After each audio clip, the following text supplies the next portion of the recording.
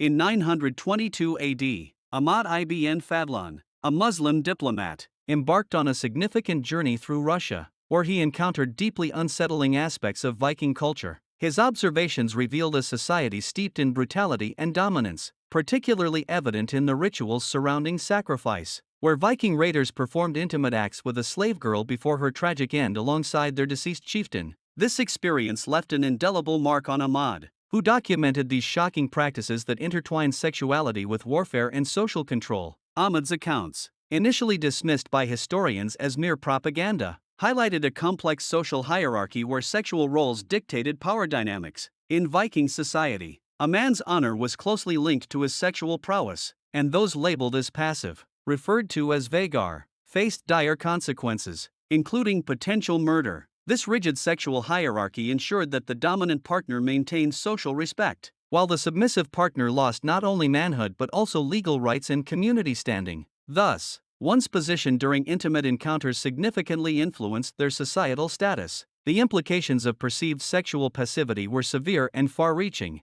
Men accused of being submissive could be stripped of their rights to testify in court, bear arms, or inherit property. The Icelandic sagas illustrate bloody feuds ignited by sexual insults, reflecting a culture where masculinity was perpetually tested through aggression. Women, too, wielded these insults, publicly challenging their husbands' sexual adequacy, which could lead to devastating social repercussions. This obsession with sexual dominance created a vicious cycle of violence, compelling men to assert their masculinity through increasingly aggressive acts. Sexual violence became a tool for maintaining power, with the fear of being labeled sexually passive serving as a means of control. In the Viking worldview, breaking a man's spirit was often viewed as more effective than physical death. The Vikings were notorious for their methods of humiliation, employing acts like klumhog to mock defeated enemies and symbolize their conquest. Such acts were not random but intentionally designed to mark victims as subjugated. The ultimate humiliation often involved the systematic sexual assault of captured leaders, a practice believed to transfer masculinity from the victim to the victor, thereby reinforcing the latter's social standing. The Vikings also engaged in sexual slavery on a significant scale, with markets in Dublin and York thriving on the trade of captives. The most attractive individuals were reserved for the elite, while legal codes established a two-tier system where free women had protections against assault. Unlike enslaved women who were treated as property with no rights, the consequences for assaulting a free woman were severe, often resulting in death, while penalties for assaulting a slave were minimal. Marriage among the Vikings bore little resemblance to romantic unions. Privacy was virtually absent, and the bride's family was required to witness the consummation to validate the marriage. Rituals included explicit sexual symbolism, with public scrutiny ensuring the bride's virginity. Bloodied sheets served as legal proof of purity, with significant penalties imposed for any inadequacy in performance. Ahmad's accounts of Viking funeral rituals are particularly disturbing. Upon a chieftain's death,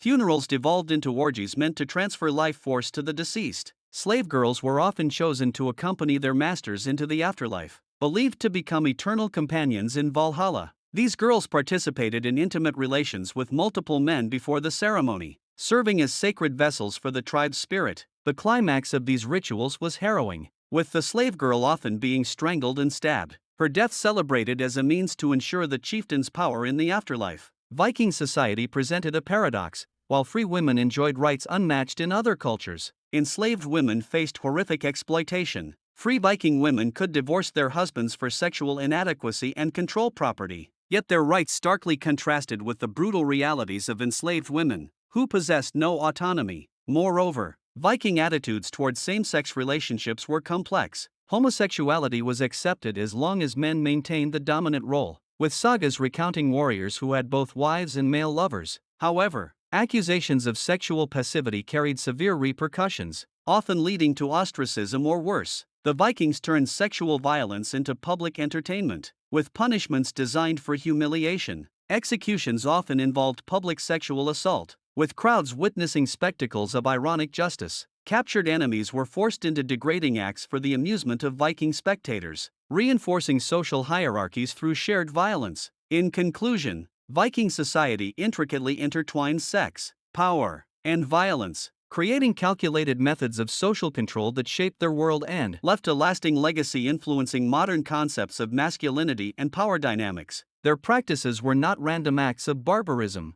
Rather, they were strategic methods that laid the groundwork for enduring social structures. This historical exploration prompts a reflection on other shocking sexual practices throughout history that may astonish contemporary audiences.